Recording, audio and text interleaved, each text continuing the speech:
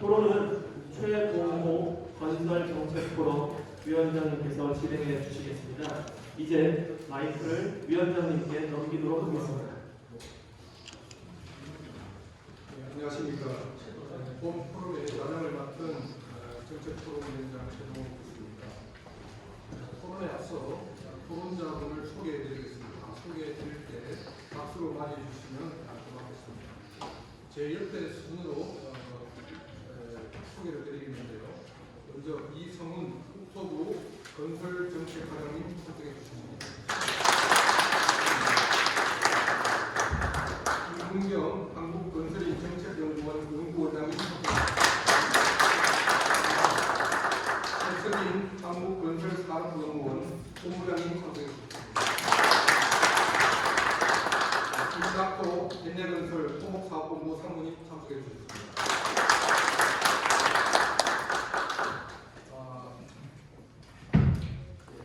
김종헌 한국건설엔지니어링협회 부회장님 참석해 주셨습니다. 그리고 좀 전에 발제자 두 분께서도 자리를 해주셨습니다. 이봉남 교수님 참석해 주셨습니다. 안승정 교수님 자리해 주셨습니다. 오늘 좀 전에 두 개의 주제 발표를 말씀을 드렸고 본격적인 토론에 앞서 토론의 진행을 간단히 말씀을 드리겠습니다. 토론자 5분의 토론을 순서대로 진행 후에 발표자 추가 의견 및 답변을 듣고 플로어 질문 그리고 토론자 답변 자장 마무리 순으로 진행을 하도록 하겠습니다. 토론자께서는 8분 정도 토론을 해주시면 좋겠습니다. 제가 자장을 맡았지만 제가 중간에 많은 말을 하지 않고 주로 소개를 하는 정도로 진행을 할까 하는데요. 첫 번째 토론자로 김문경 원장님께서 말씀해 주시겠습니다.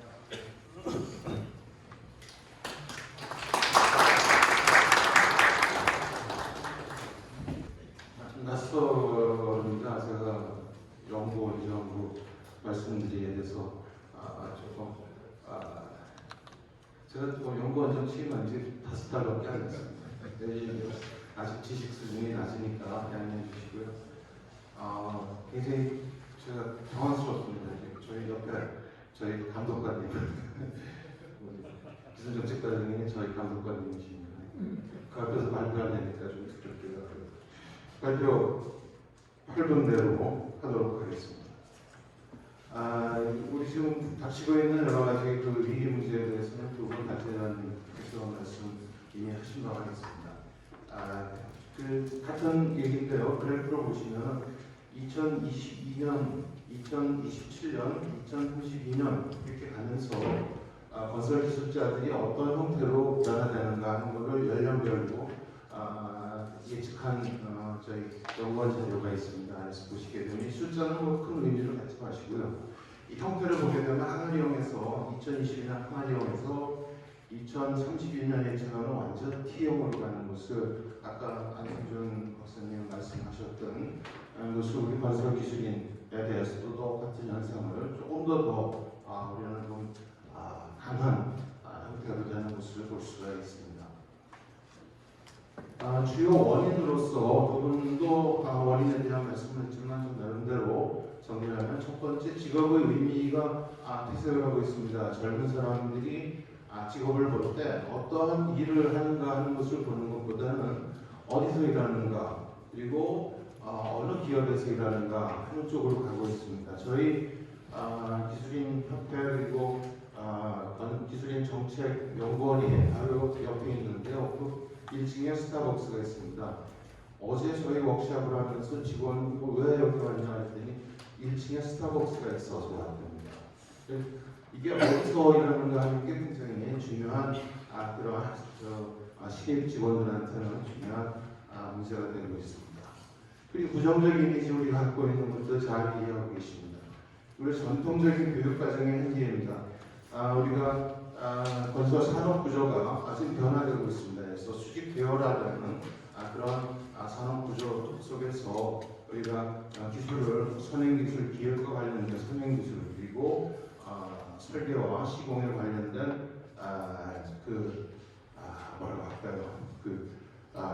기술 그리고 계약이나 또는 여러 가지 행정 지원과 같은 지원 기술 이렇게 셋으로 나눴을 때 고전적인 우리 교육이 생산 기술에만 집중이 되어 있고 앞 뒤에 있는 기술에 대해서는 교육 과정에 되어 있지 않습니다. 그래서 그것에 한계가 있는 것이고 그다음에 인재 양성 정책이 조금 단절되어 있고 분산되어 있습니다. 기술 인력 공급은 교육부 그리고 기술 자격은 고용노동부, 기술사 자격은 과학기술 정보통신부 그리고 실무교육은 국토부 이렇게 나눠져 있어서 정책에 혼선이 있습니다.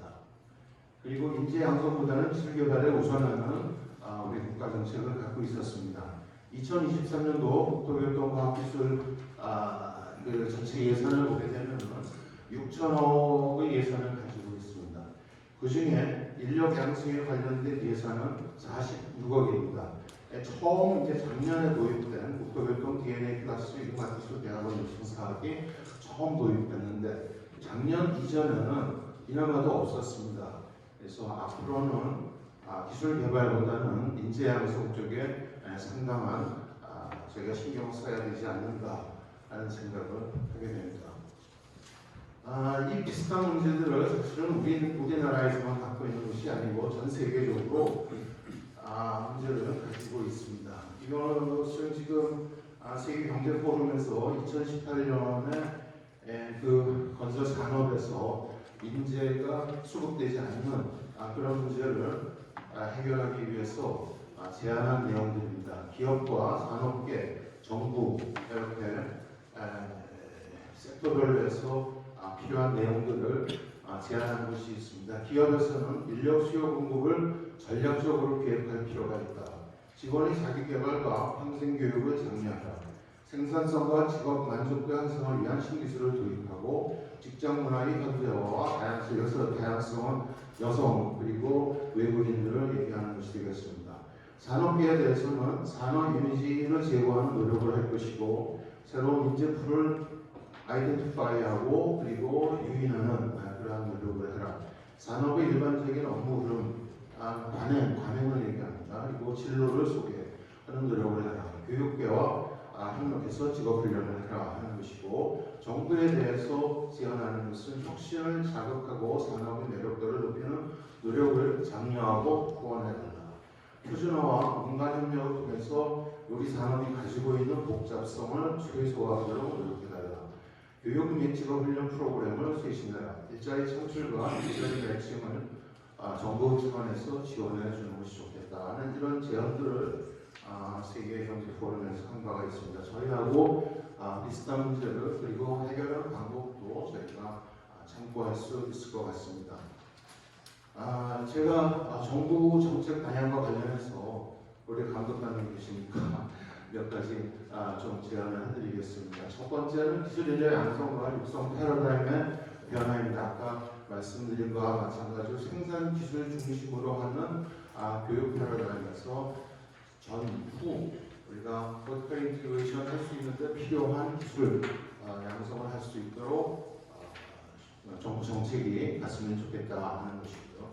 그 다음에 정부 차원의 컨트롤 타워 조직이 필요한데 우리 학교가 계속적으로 노력하고 있는 것이겠습니다. 그것이 인프라위원회가 되든 또는 인프라정책위원회가 되든 아니면 국토부에서 조금 더 방대한 정책 결정을 할 수 있는 권한을 갖든지 하는 것들이 필요하겠다는 생각을 합니다.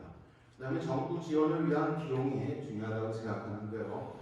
다른 산업에서 보게 되면 예를 들면 철도 사업법과 여객자동차 사업법 등을 보게 되면 그 사업 내에서 발생하는 과징금을 그 산업 내에서 다시 활용할 수 있도록 법 제도가 되어 있습니다. 그래서 건설 산업에서 발생하는 과징금들을 그 건설 산업에서 다시 활용할 수 있도록 하는 그런 제도가 들어오면은 우리 산업이 조금 더 활성화되지 않을까 하는 생각을 합니다. 지금 현재는 우리 건설 산업에서 나오는 과징금들을 전부 다 국고로 환수하게 되어 있습니다. 그래서 그것을 건설 산업에서 활용할 수 있도록 좀 제도화해 주셨으면 하는 부탁 말씀을 드리면서 제 제 토론 자료 가지고 말씀을 마치겠습니다. 김은경 부장님 감사합니다. 건설기술인력 양성을 위해서 정부의 구체적인 정책 지원과 노력이 필요하다고 토론을 해주셨습니다. 다음 두 번째 토론자로 최석인 본부장님께서 말씀해 주시겠습니다. 네, 반갑습니다. 국토산업연구원의 최석인입니다. 오늘 발표 부분 가지고 잘 들었습니다. 그래서 기본적으로 발표 내용 다 동의를 하고요.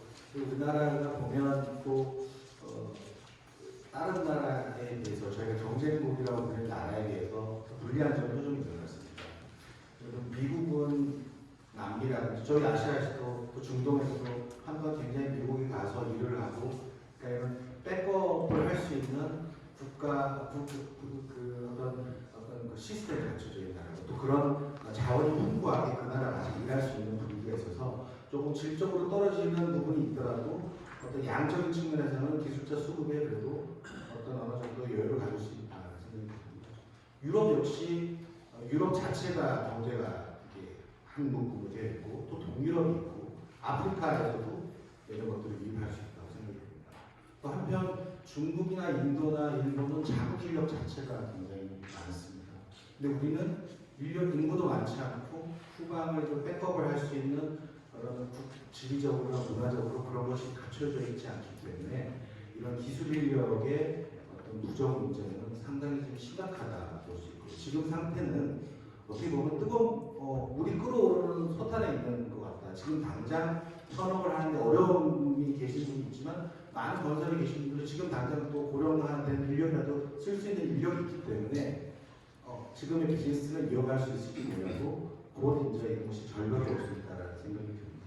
그래서 굉장히 좀 심각하다고 생각합니다. 그래서 현재 우리가 가지는 그 기술 인력의 어떤 문제는 사실은 대학과 기업의 각 센터별로 진입에서도 양질의 인력이 과거보다 적게 들어오고 중간 과정에서는 또 과거보다 더 많이 나가고 그래서 졸업장이 줄고 그 다음에 은퇴까지 기업 역시 은퇴에 이르기까지 평생 직장보다는 과거에는 다른 기업으로 전환이 됐습니다만 지금은 중간에 아예 그냥 업종을 바꿔서 유출되는 것들이 굉장히 많습니다. 그래서 기술인협회의 통계를 보시면 한 30대에서 50대 사이에는 다른 쪽은 기술 등록자가 젊은 세대는 줄어들고 고령자는 늘어나지만 30대에서 50대는 유출이 굉장히 많습니다. 바깥으로 타산업으로 전담하는 나가는 분이 많아서 굉장히 좀 어려운 시기가 있습니다. 그래서 지금 굉장히 지금 저희가 양적인 문제, 총량적인 문제에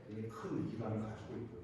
섹터별로 보면 건설기업, 시공기업 중심으로 먼저 말씀을 드리면 대형 건설기업은 인재 부족 현상에 굉장히 시달립니다.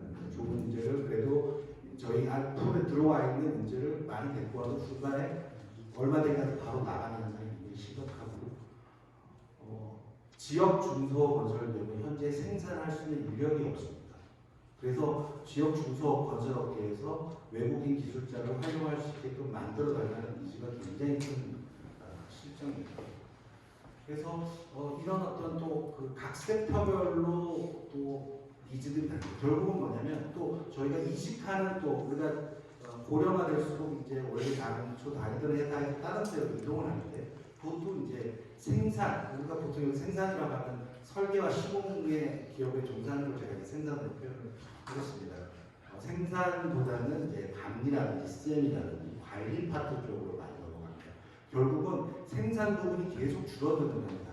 이 부분이 큰 위기라고 볼 수가 있습니다. 그래서 아까 발표자나 교수님께서 말씀하신 우리가 이제 글로벌 경쟁력의 위기, 인재의 양성에 대한 위기도 있지만 실제 현장에서의 생산에 아주 당장 필요한 부분의 그 공동현상 이 부분도 사실 좀 심각하게 다뤄져야 필요가 있다는 생각입니다. 그래서 뭐 대안이라고 하는 것은 뭐 저희가 연구를 좀 해봐야 알겠습니다만 결국은 양과 질적 관리를 해야 되는데 결국은 양과 관련 일양 사람이 적어지니까 양을 관리하려면 결국 더 많이 유입하는 전략, 그다음에 못 나가게 하는 전략, 그리고 더 길게 근무하게 하는 전략이 기본적인 저희가 가진 전략일 수밖에 없고 여기에 새로운 소스를 잡는 것이 결국은 외국인이 부분이 아닌가라는 생각이 듭니다.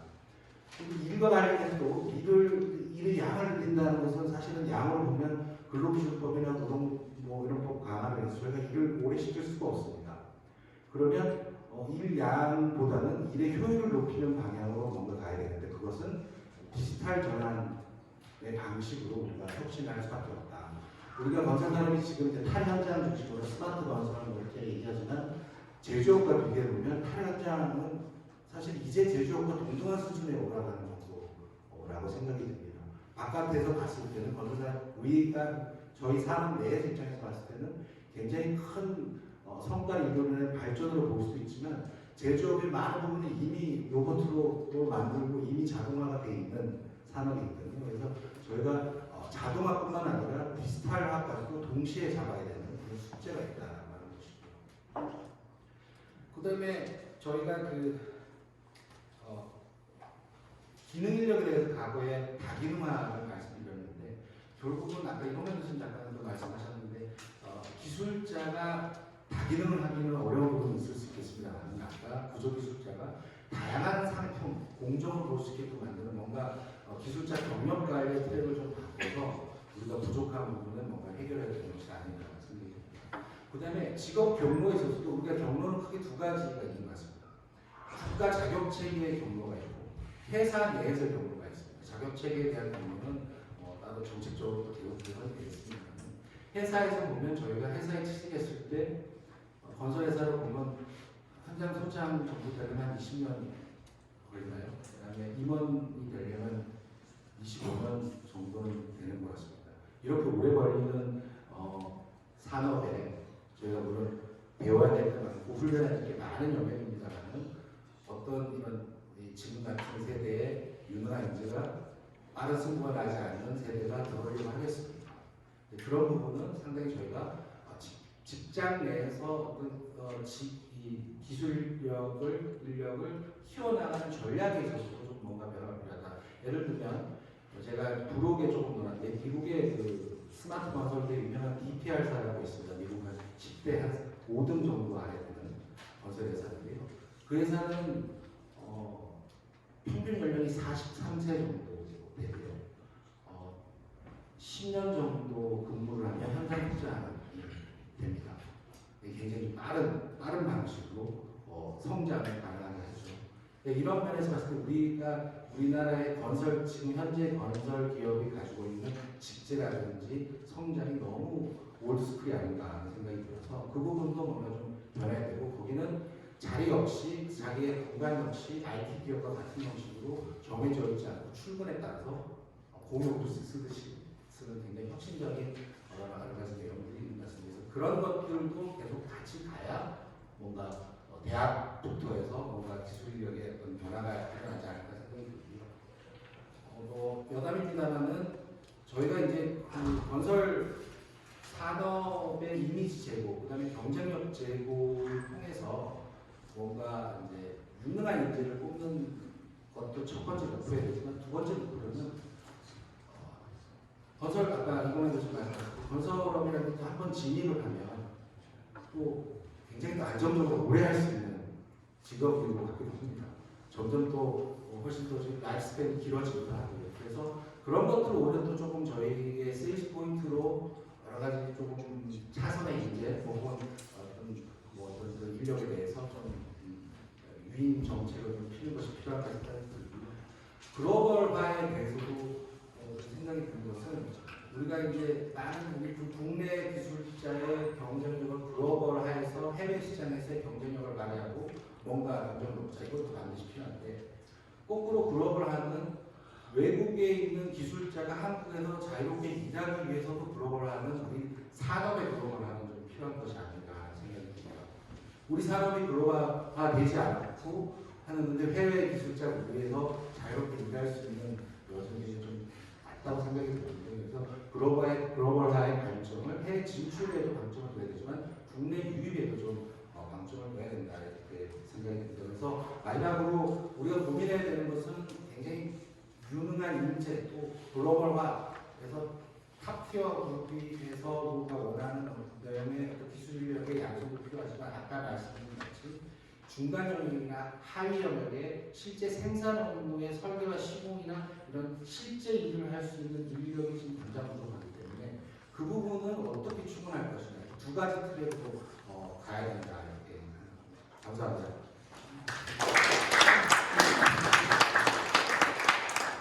최수진 본부장님께서 다양한 분석 내용을 말씀해 주셨는데요.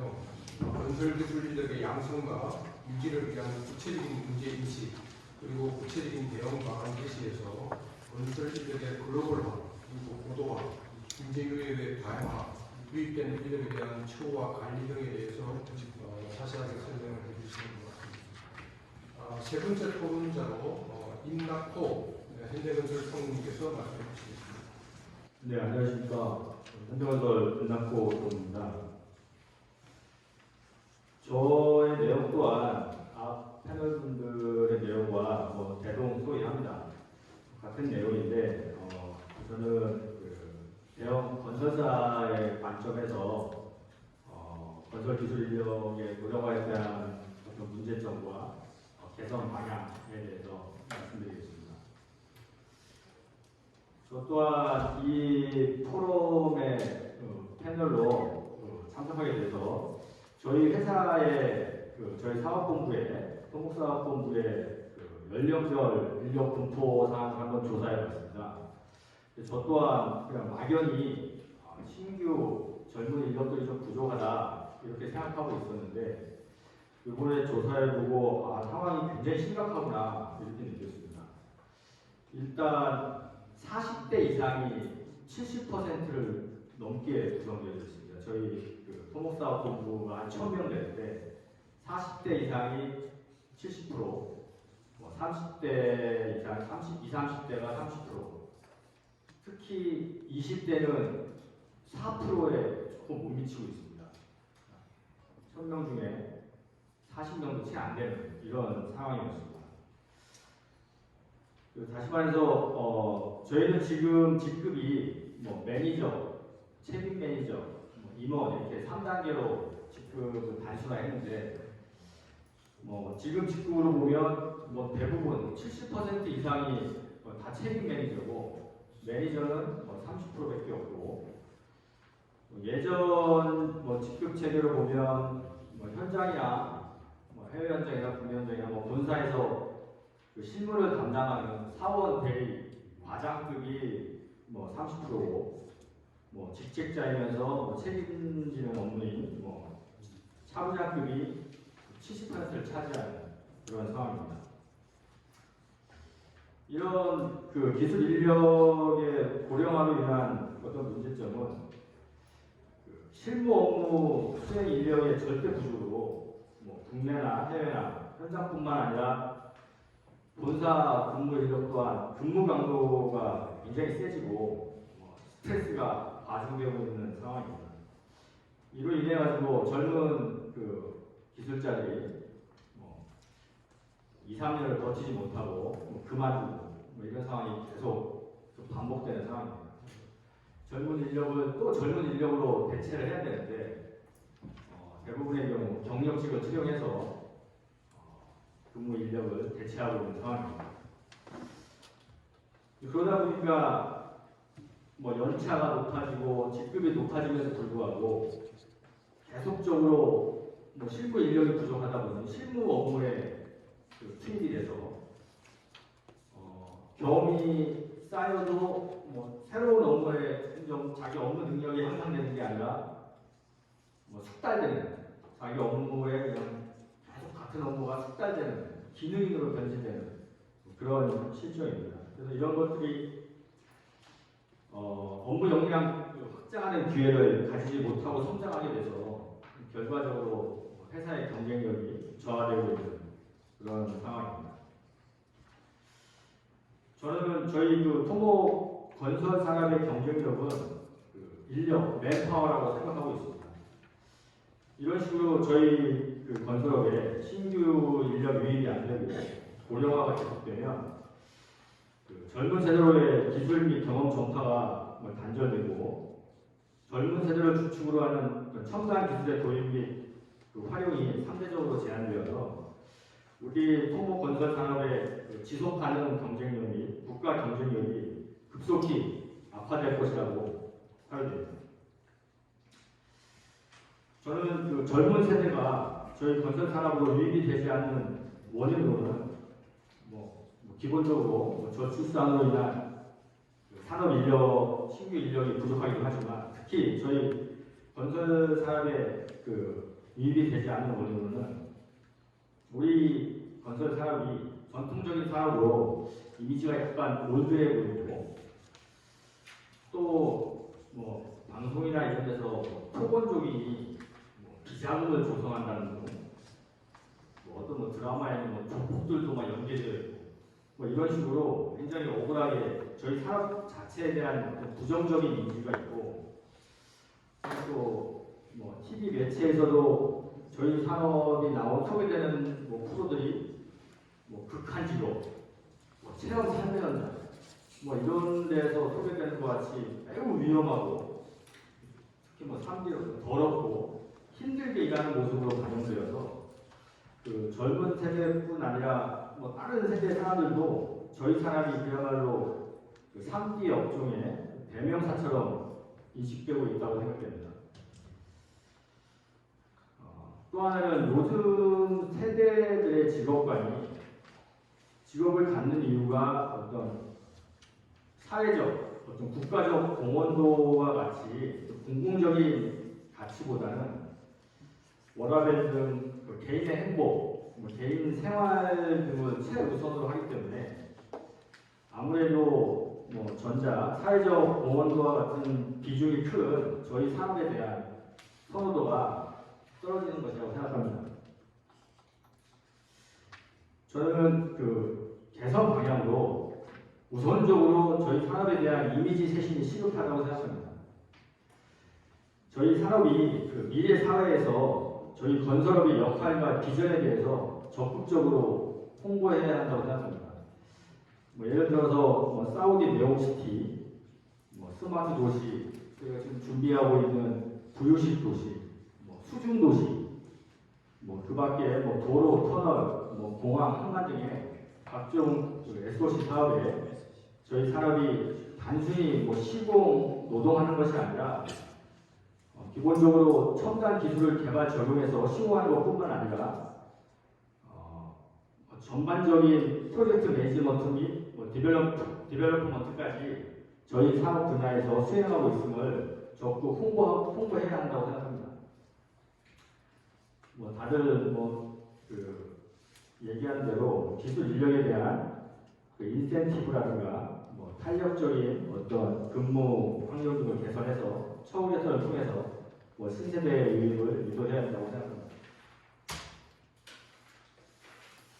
저희 회사에서는 이런 개선 노력으로 SBS 이용 특선 다큐멘터리, 꿈꾸는 기술 현실이다 이런 어떤 다큐멘터리 제작에도 적극 저희가 지원을 하고 있습니다. 그래서 저희 산업이 노가대라든가 기능 인력 노동하는 게 아니라 정말 첨단 산업을 이용해서 여러 가지 그 SOC 건설 산업을 수행하고 있는 정말 도전해 볼 만한 직종이라는 것을 열심히 홍보하고 있습니다.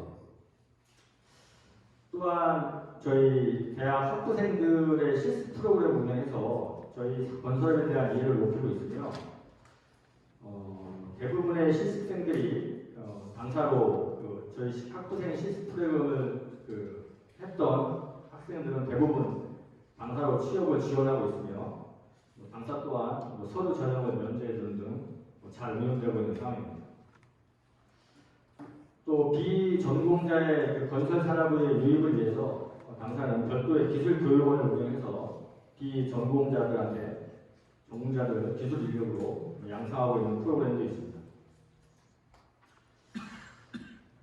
마지막으로 건의사항으로는 아까 외국인 노동자 그 동원만 말씀하셨는데 저희 어떤 기술 인력 말고 단순 노동 인력 또한 고령화가 심각한 상황입니다. 거의 대부분의 기능인들도 50대 이상이고 저희가 요즘에 그 중대재해특별법이라든가 이런 걸 완전히 굉장히 그 일반 회사들이 신용회사들이 노력을 많이 하고 있습니다. 그래서 고령자들 뭐 60세 이상을 고령자라고 하고 65세 이상을 초고령자라고 저희는 이렇게 구분을 해서 고령자 및 초고령자 고용은 최대한 그 지향하고 있습니다. 또 뭐 굳이 고용을 하려면 뭐 저 같은 임원한테 뭐 사인을 받고 뭐 고용을 하게 돼 있는데 뭐 대부분 다 결제를 올립니다. 대부분 다 고령자 60세 이상, 75세 이상까지도 다 지금 채용이 되고 있는 그런 상황입니다.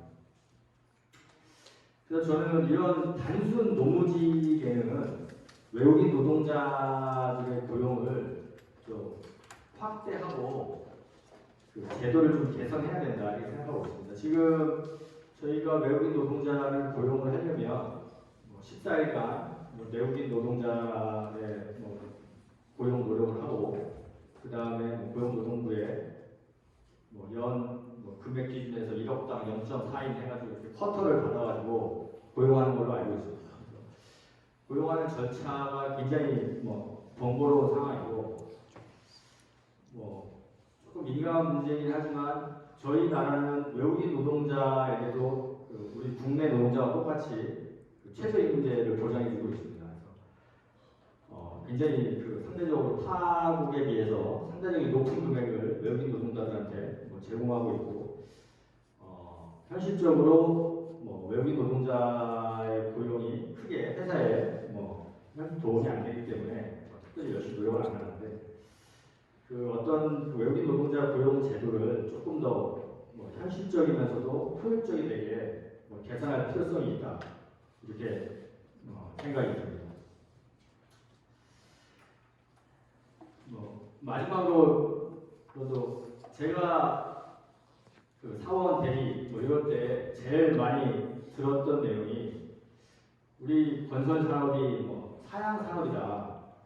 뭐 내가 일할 때까지 참 좋았는데 뭐 임대리 낳고 네가 쭉 해나가려면 참 힘들겠다. 너 때는 참 건설 산업이 어려울 거야. 이런 얘기를 많이 듣고 제가 성장해 왔습니다. 근데 어느 순간 저 또한 제 후배들한테 똑같은 말을 하고 있는 걸 봤습니다. 아, 나까지는 참 괜찮았는데 니들은 참 힘들 것 같다 이런 얘기를 하는데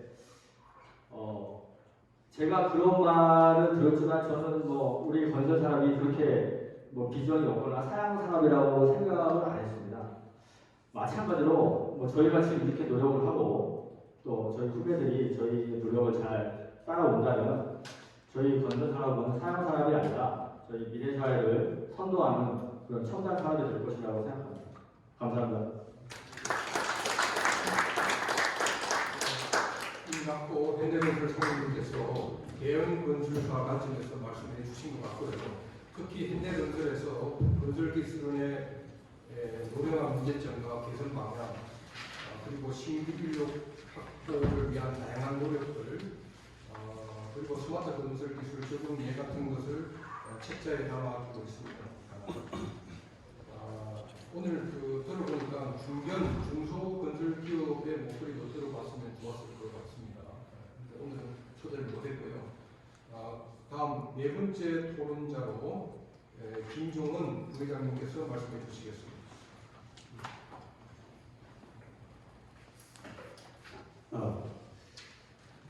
제가 이런 건설주택 포럼에 한 여러 번 참석한 것 중에 하는데요. 일단은 그 주제가 이제 신생태계 구축에 관한 제안을 하는데 그게 관련된 드리겠습니다. 먼저 두 분 교수님 제안을 상황들을 정확하게 말해 주셨는데 이게 제가 볼 때는 이게 여기 국토부 나와 계시지만 국토부에서 뭐 이렇게 단독으로 해결을 할 수는 없고 이런 복합적인 이게 과제이고 이게 뭐 대통령 직속의 위원회 정도 구성해서 해결이 되지 않을까 하는 생각이 듭니다. 적어도 이게 학회를 비롯한 건설단체 연합회 정도에서 추진해야 뭐 가시적인 효과가 나지 않을까 우리가 예상이 들고요. 아까 쭉 나온 인력에 관한 부분도 지금 해외 인력 제도 뭐 이민청도 생긴다고 그러는데 그 부분에서도 과감하게 이제 어떤 이야기들을 많이 해야 되지라는 생각이 듭니다. 그 다음에 저는 이제 어떤 건설협력협회 이제 부회장으로서 이 자리에서 이제 패널을 참석했는데요. 여기에 대해서 이제 몇 가지 이제 건설 엔지니어 분야의 이제 건설 기술이 이 생태계에 대해서 한번 이제 말씀드리고자 합니다. 별도로 여기가 이제 조금 과감한 조금 뭐 규제 시행할 계획이 필요한 것 같습니다. 근데 왜 그러냐? 업계가 이제 고사 직전입니다. 아시겠지만 이 랭킹하게 되는 상장사조차도 뭐 어떤 해는 적자, 어떤 해는 뭐 2, 5%, 2, 3% 정도 이렇게 굴러가고 있습니다. 이게 과연 왜 그런지. 그 다음에 이제 엔지니어링 분야의 건설 엔지니어링 분야의 이제 상황들을 보면 이게 아까도 뭐 우리 신생태계 구성에서 이제 나오는데 사실은 이제 건설 엔지니어링 이 업계가 사실은 가장 창의적인 인재가 가장 필요한 분야에도 불구하고 사실은 유능한 기술자 이제 유입이 전혀 정말 제도적 구조를 힘듭니다. 시공사보다도 더 심각, 아까도 말씀하셨는데 시공사보다도 더 심각한 상황입니다. 이 한국건설인협회에서 최근 진행한 설문조사 결과를 보면 젊은 기술자들은 요구하는 게 간단합니다. 제일 크게 만족도가 낮은 게 임금하고 비전입니다. 과연 우리가 두 개 다 가지고 있는지 사실은 뭐 저도 뭐 옛날에 말씀하셨지만 몇 땅에서 시작해서 정말 나름대로 많은 기술 발전에 나름 노력을 했다고 생각을 하는데 근데 지금 앞으로 이제 막 지금 디지털 시대에 맞는 그런 창의적인 인재가 과연 오느냐. 근데 지금 상황들이 아까 임금과 비전에 만족도에 관한 부분들을 그것부터 가장 근본부터 해결해야 되는데 지금 현실은 어떤 건가 하면은 현재 엔지니어링 업계 임금이 20년 전과 절대값을 같습니다.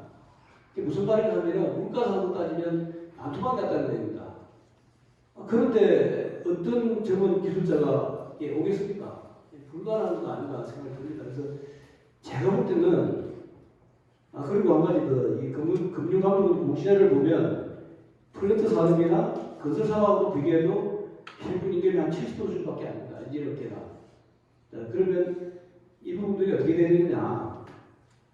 이게 사유가 뭐냐? 이게 보니까 이제 대가 산정할 때 이제 공사비 요율로 하지 않습니까? 근데 조금 전에 말씀드렸듯이 공사비 자체도 지금 어쨌든 지금 그 건설사에서 이걸 제대로 이제 이유조차 아니고 뭐 그냥 마이너스 되는 정도 되는 수준으로 지금 하고 있는데 그게 또 요율 그대로 가다 보니까 이 당연히 엔지니어 업계는 이거는 뭐 말할 나위 없이 옛날에 제가 알기로는 한 20년 전에는 한 적어도 한 20% 정도의 이제 이익이 남았던 것 같아요. 근데 지금 이제는 이게 이 요율을 따라서 하다 보니까 근데 대한민국만 이 요율을 쓰고 있습니다.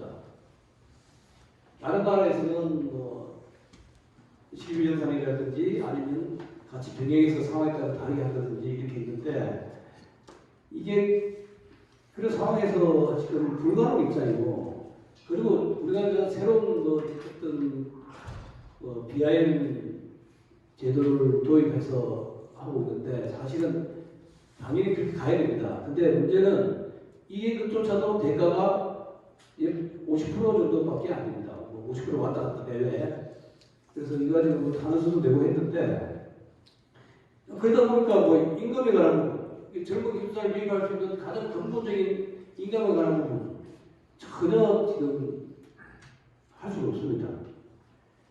그 다음에 이게 또 낭비 요인이 뭐냐면 PQ 제도 이게 옛날에는 PQ 제도가 이제 우리가 그런 경험을 가진 기술자가 없어서 PQ 제도를 만들어서 그런 실적을 경험 가진 사람을 우리가 일을 할 수 있게 만드는데 지금 우리가 인프라가 상당히 구축되다 보니까 어느 정도 어지간한 것들은 기술 평준화됐습니다.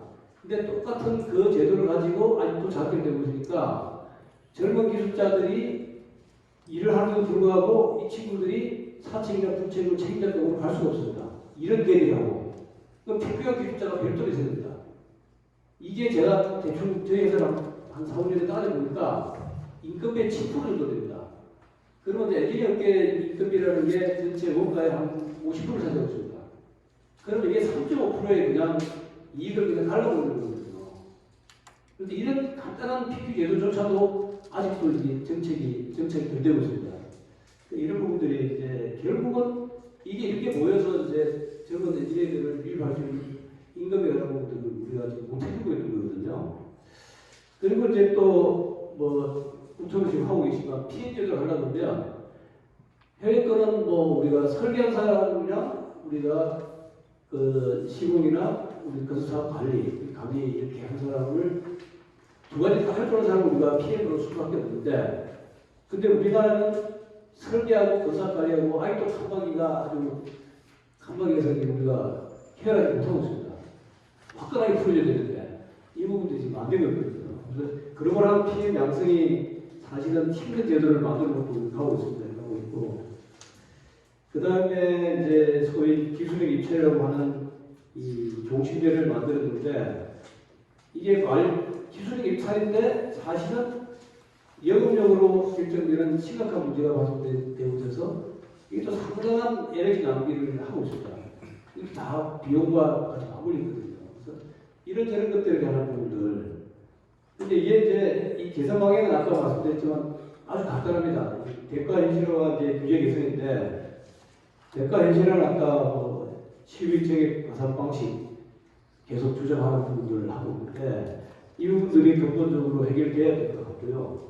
그 다음에 인건비가 이제 타 산업의 회사 수준이 되도록 해줘야지 창의력 인재가 올 수 있을 것 같습니다. 그런데 하다못해 조금 낙찰률을 감안한 인건비를 상회해주면 해도 적어도 한 20% 오르니까 많이 도움이 될 것 같습니다. 예를 들면 이 방법을 찾았을 때 이 규제 개선도 마찬가지로 지금 종심제를 해서 굉장히 여러 가지 낭비 요인을 폭발하고 있는데 사실은 폐지해야 되는데 폐지를 불가피하면 이거를 실제로 우리가 기술 입찰하려고 할 수 있는 난이도를 감안해서 지금은 아니 뭐 몇 개 프로젝트를 합쳐가지고 금액을 크게 해서 종심제로 발주해서 특법을 발주합니다.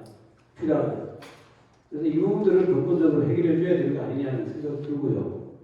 PQ 제도도 마찬가지로 아까 기술자 실제 일하는 기술자와 그 사업 책임자가 일치되도록 기준을 완화를 해줘야 됩니다. 이런 부분들이. 업무 중복도도 마찬가지로 실제로 뭐 200~300% 해서 하다 보면 이 사람 인건비도 안 나와요. 그래서 환경부 그러니까 그 중복도 기준이 권력을 하더라고요. 근데 그걸 보면 굉장히 좀 함정인 것 같아요. 예를 들면 그런 거만 해줘도 사무실 아까 비낭비적인 PQ 기술자 비용들이 많이 줄어들지 않을까 그런 생각이 들고요.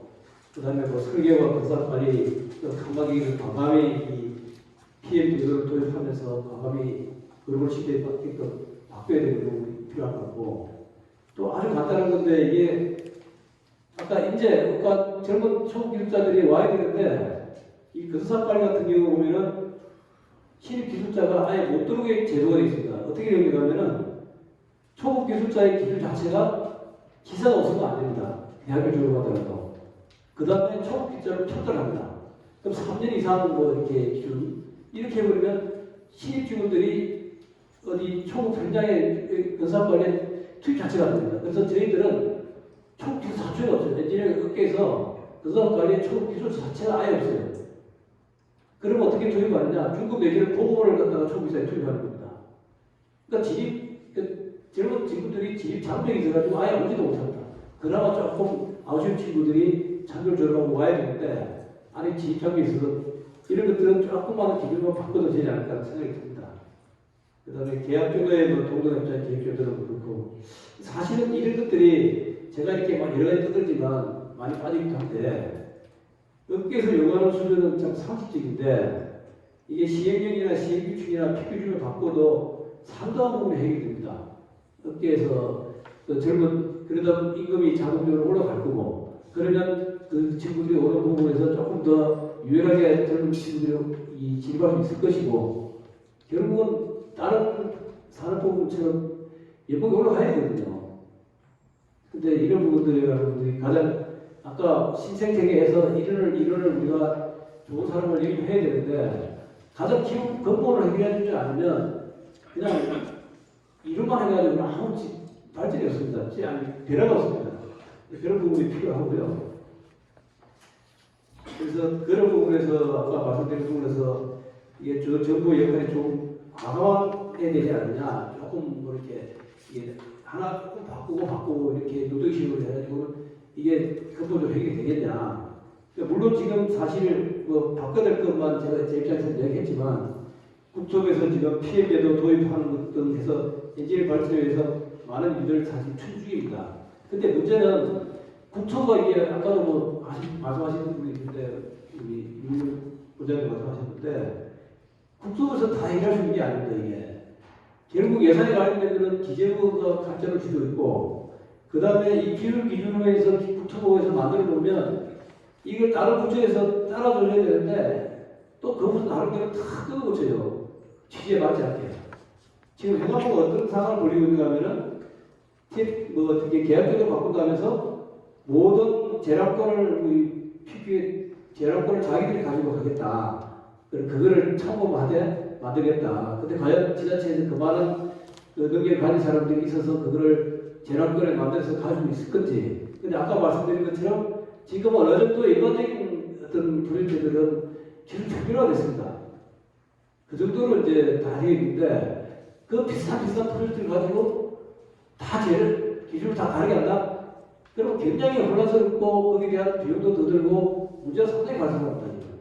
이게 과연 이게 맞는 건지. 그래서 제가 아까 그래서 전체적인 컨트롤 타워를 갖다가 기술 기준 같은 그런 국토부와 가지고 모든 정부를 통제를 해야지 이게 이쪽 땅덩어리에서 프로젝트 비싼 프로젝트 가지고 과연 그렇게 하는 게 맞는 건지 다시 한번 이 자리에서 한번 말씀을 드리고 싶습니다. 그래서 그런 차원에서 별도의 국토사가 결국은 기술 부분을 국토 중심으로 해야 되는 거 아니냐 하는 생각이 들고요. 어쨌든 뭐 마지막으로 말씀드리면 이게 우리가 하는 게 이제 국가 인프라에 상당한 기여를 하는 것들이 많은데 이게 국가의 소중한 자산이고 근데 이게 단계적으로 돈만 쳐다보다가 사실은 이게 겉으로 감고 속으로 빠지는 겁니다. 이게 나중에 한 30년간 그 20년에 보수하게 되면 그 비용이 더 듭니다. 우리가 상기를 따지면 이런 부분들에서 이 전략적인 정부의 정책이 필요한 거 아닐까 생각이 듭니다. 그래서 이 국토부에 나오셨는데 국토부는 좀 해주실 것 좀 해주시고 그건 저희들이 그 건설 기술인들이 다시는 전부 힘을 모아서 국토부 이런 부분들을 좀 힘을 실어주셔서 그래서 같이 좀 이렇게 이 엔지니어 같은 기술인들이 같이 일할 수 있도록 하는 게 근본적으로 필요하지 않을까 생각이 듭니다. 이상입니다.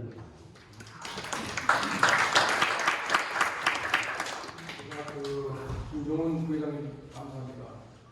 시작하기 전에 시간을 좀 많이 끌 것이라고 생각을 했었는데 역시 여러분보다는 좀 길게 하시는 것 같습니다. 건설 엔지니어링 분야에서 유능한 젊은 건설 기술자 유입이 어렵다. 기술 방향으로 대표와 hen치라, 1급비 상향, 중심적인 PQ 제도의 계약제도 개선 등에 대해서 말씀해 주셨고 이를 통해서 유능한 엔지니어 기술 진흥이 가능함을 토론해 주셨습니다. 자, 마지막 토론자로서 국토부의 이성은 건설정책과장님께서 말씀해 주시겠습니다. 예, 감사합니다. 네, 국토부 기술정책과장 이성호입니다. 오늘 그 주제가 건설 기술인인데요. 제가 이제 많은 토론이라든지 모임이라든지 보면 건설 기술인 사람을 주제로 표현하는 것은 거의 처음인 것 같습니다. 대부분 건설 산업, 건설 회사, 그 주제가 회사에 관한 것이거나 건설 기술에 관한 것이거나 하는 것들이 대부분인데 오늘 건설 기술인에 대해서 이렇게 논의할 수 있는 자리가 굉장히 좀 뜻깊다 그렇게 생각합니다. 우리가 사실은 건설 기술인이 그냥 9만 명 계시는데 대부분 우리가 회사 발전이라든지 기술 발전을 위해서만 고민했지 우리 삶을 위해서는 고민해본 적이 많지 않은 것 같습니다. 그래서 이 자리가 이런 논의가 계속 발전이 계속 되었으면 좋겠다 하는 생각을 가지고 이런 자리를 성목대 학교에서 마련한 것은 굉장히 의미가 있다고 생각합니다. 우리가 이제 기술인 사람에 대해서 이제 얘기할 때 이제 크게 법적으로는 기술인과 이제 사실 기능인으로 분류가 됩니다. 그래서 일반적으로 말할 때는 다 기술인이라고 얘기하지만 법적으로는 그렇게 있고요. 주로 이제 통합학회 회원하신 분들은 아마 기술인으로 분류가 되죠. 기술인에 대해서 우리가 이제 얘기를 하려면 저는 그렇게 생각합니다. 이제 기술적인 측면이 있고 삶의 측면이 있다라고 생각합니다. 기술인이 건설 기술인이 보다 나아지려면 우리 기술이 건설 기술이 고부가 가치가 산업이 되어야 되겠다. 이제 김종욱 부회장님 말씀을 드리면서 생각합니다. 두 번째로는 삶이 대상이 되어야 된다. 삶이라고 하면 근무 환경이라든지 또 임금이라든지 근무 시간이라든지 이런 것들이 타 직종에 비해서 비교가 좀 있어야 된다. 그렇게 생각을 합니다. 그런데 아쉽게도 우리가 이제 기술인에 대해서는 사실은 정부 쪽에서도 많이 고민과 정책적 연구를 해본 적이 없습니다. 사실은 산업과 기술에 대해서는 많이 고민을 하고 연구를 했어도 기술인에 대해서는 보니까 저도 여기 나오고 오늘 토론 오기 전에 자료를 찾아봤는데 별로 없습니다. 이거 오늘 말씀드려야 되나 그런 정도입니다. 굉장히 발전을 시켜야 됩니다. 기술 쪽으로 기술의 부가가치화를 위해서는 하고 노력하고 있는 게 많은데 좀 국토부에서 할 수 있는 것은 사실은 거의 다 했습니다. 사실은 지금 우리 과제 중에 안 되고 있는 것은 전부 다 타부처와 관련된 사항들 그런 사람들이 거의 다 되지 않고 있는데 아까 말씀하신 뭐 PM이라든지 대가 현실화에 관한 힘을 모아야 되는데 이거는 정부 정책이라는 건 논리의 문제도 있지만 힘의 문제도 있습니다. 현대 민주주의 사회에서. 그런데 우리가 그 힘이 잘 모아지지 않는 것 같습니다. 힘을 모아서 기술이 삶의 여건이라든지 기술이 고부가 가치가 되는데 도와주셨으면 좋겠다는 말씀을 드리고요. 사람에 대한 특히 이제 부족한 것인데 우리 그러면 그 건설 기술인의 근무 환경은 어떻게 좋아지냐, 급여는 어떻게 올라갈 거냐, 또 근무 시간이 뭐 야근 많고 뭐 밤새 많은 걸 이렇게 드리는데 그것은 어떻게 해야 되느냐 이런 부분들은 사실은 국토부만 노력하는 게 아니라 민간과 국토부가 이제 같이 노력해야 되고 대부분 또 정부 쪽 해결 솔루션은 노동부라든지 기획재정부라든지 이런 타부처에 또 관련이 되어 있습니다. 그래서 어떤 방법으로 우리 건설기술인이 삶이 좋아질 것인지 많은 연구와 소위가 필요하다고 생각을 합니다. 그래서 저희가 굉장히 뜻깊다 그런 말씀을 드리고요. 이봉남 교수님께서 담대한 제안을 해주셨습니다. 예를 들자면 기술자 수급 관리에 간접탑이 필요하다. 그리고 1인 다역에 기술자 활용 구조가 필요하다. 그리고 행정, 기술, 업무가 좀 분리가 필요하다. 그러니까 표준 직무 경로 구축이 필요하다. 그래서 사업 조직화하고 매트릭스화하는 것이 필요하다. 그리고 외국인 유학생의 활용이 좀 필요하다. 이걸 말씀을 해주셨습니다. 좋은 말씀입니다. 저희가 잘 국토부 사항도 있고 타부처 관련된 사항도 있는데 더 논의가 또 진전되기를 기대하고요. 저희도 열심히 검토하고 소통을 해나가도록 하겠습니다. 특히 이제 관제탑 같은 부분이 좀 부족했다고 생각이 되는데 토목학회가 많은 역할을 해주시면 좋겠습니다.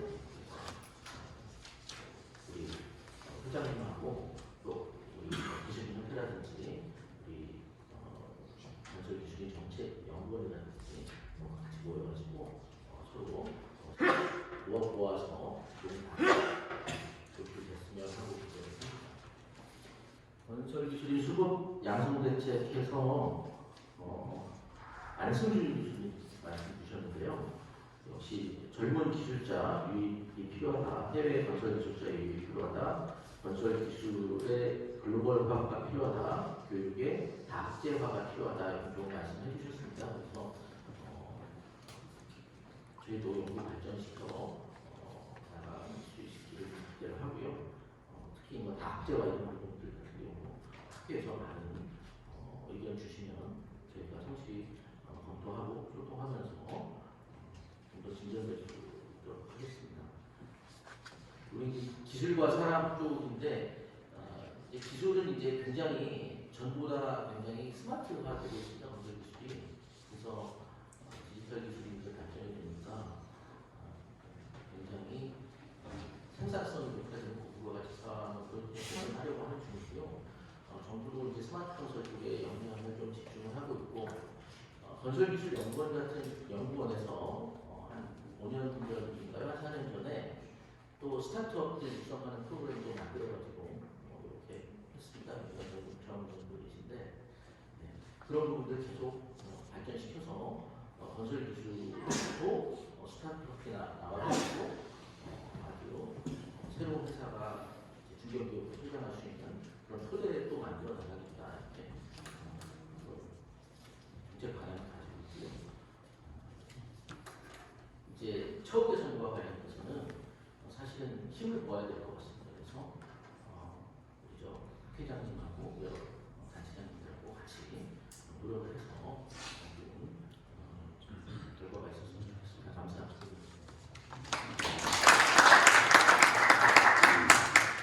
이승훈 국토부 건설정책과장님께서 말씀해 주셨습니다. 특히 오늘 가입제자 그리고 토론 내용에 대해서 일일이 답을 해주신 점에 대해서 깊은 감사의 말씀을 드리고 국토부에서 본토론 주제에 대해서 잘 고민하시고 건설 기술에 대한 많은 관심을 보여주셨습니다. 감사합니다. 좀 토론자로서 5분의 토론이 다 끝났고요. 두 분의 발제자분들께서 혹시 추가적인 의견이 있거나 또 답변이 계시면 기회를 드리도록 하겠습니다. 이동강 교수님, 하성준 교수님께서 혹시 추가로 말씀드리겠습니다. 예, 할 겁니다. 우선 고맙습니다. 이 문제에 대해서 공감을 해주셨으니까 이 방에 계시는 우리가 해결해야 될 문제가 아닌가. 제가 미리 준비를 해봤습니다. 여기 계신 분들이 대부분 사회적으로 비밀을 성공하신 분들이 있습니다. 이 랄프 에머슨이라는 사람이 선 시중에 절 인용을 한번 해봤습니다. 과연 성공이 뭔가? 우리가 태어나기 전보다 건설을 조금이라도 살기 좋은 직업으로 만들어 놓고 떠나는 길에 자신이 한때 건설의 직업을 즐겼으면 단 한 사람의 기술자라도 더 행복해지게 만드는 게 우리의 책임이 아닌가 저는 그걸로 생각합니다.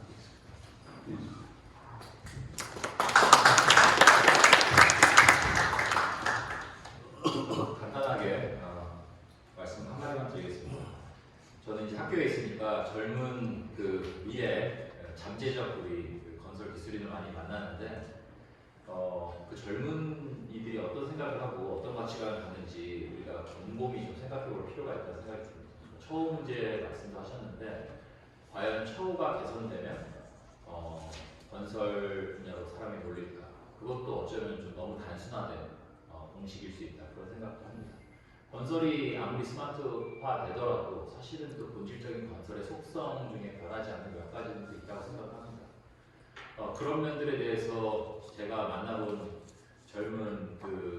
젊은이들이 매우 합리적이고 어쩌면 사실은 계산적이라고 우리가 부를 만큼 본인의 가치관과 맞춰서 이런 것들을 생각하고 있더라, 그런 생각을 교육 현장에서도 많이 느끼는 바입니다.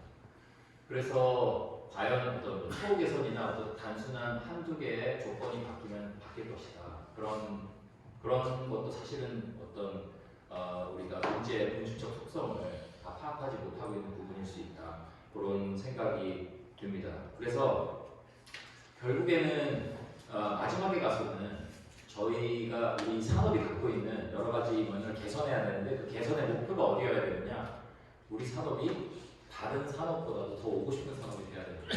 그게 매우 어려운 문제라는 것이죠.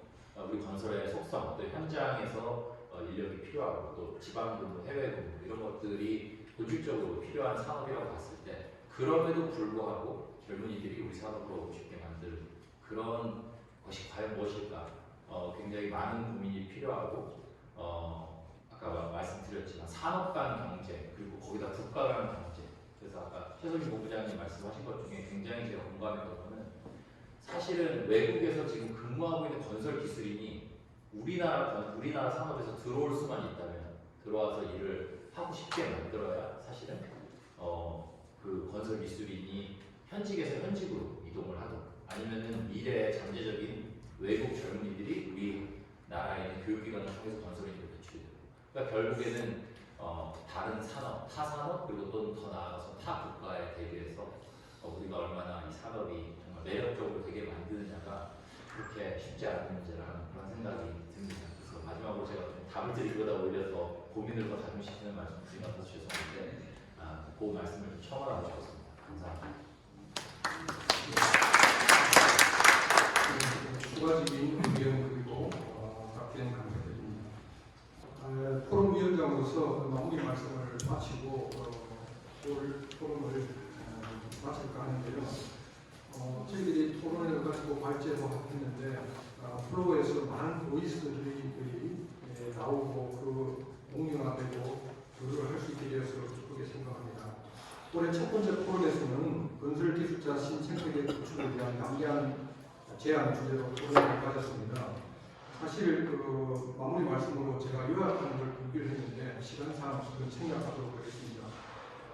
여러 그 기관에서 내용을 주시고 이런 내용이 공론화되고 공유되어서 앞으로 지속 가능한 건설 산업 발전이 되었으면 좋겠습니다. 오늘 포럼은 많은 분들의 노력으로 이루어졌습니다. 발제를 맡아주신 이봉영 교수님, 안성준 교수님께 감사를 드리고요. 그리고 각 분야의 기관을 대표해서 패널 토론을 맡아주신 김문경 연구원장님, 최수빈 본부장님, 김낙호 상무님, 김종헌 부회장님, 이성은 포토부 건설정책과장님께 감사를 드립니다. 그리고 이후 포럼의 두 차례 활동도 있습니다. 6월달에 있고 토모아케 컨벤션 센터일 때 또 한 차례 있고요. 이런 활동에 대해서 지속적으로 관심을 가져주시고 본 포럼에 대해서 의견이 있으시거나 있으시면 언제든지 학계 사무국으로 연락해 주시면 반영을 하도록 하겠습니다. 본 포럼의 행사에 아낌없는 지원을 해주신 대한토목학회 허준영 회장님께 감사를 드립니다. 오늘 행사를 포함한 건설정책 포럼에 참여하는 위원님께, 그리고 사회를 맡아주신 강상혜 교수님, 사무국의 협조, 특히 전지현 차장님의 활발한 지원에 깊이 감사드립니다. 끝으로 이 자리를 끝까지 빛내주시고 참석해주신 여러분께 감사 말씀을 드리고 오늘 행사를 마무리하도록 하겠습니다.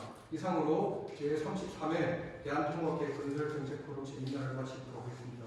그럼 오늘 기조 발표자분들과 패널분 모두 일어나서 인사드리도록 하겠습니다.